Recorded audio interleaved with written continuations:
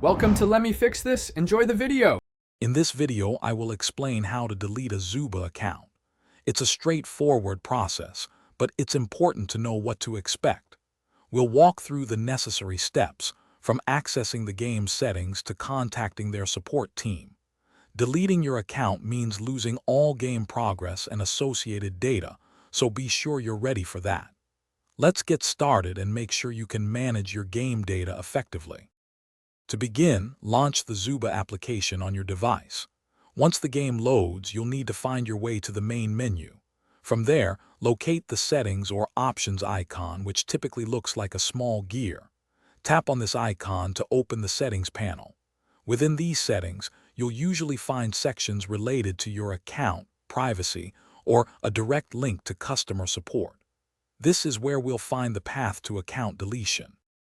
After navigating to the relevant section, you'll likely need to select the Support or Help option. This will usually open an in-game support portal or direct you to their website. Look for a category specifically for account management or account deletion. When submitting your request, it's crucial to include your unique player ID.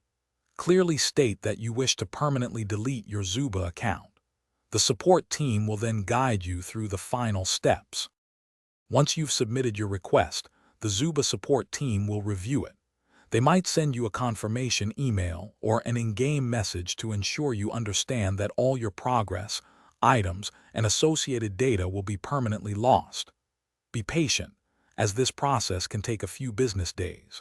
Always confirm your decision carefully before proceeding.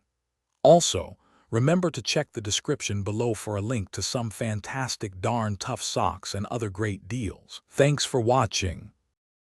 Thanks for watching. If you found this helpful, don't forget to like and subscribe.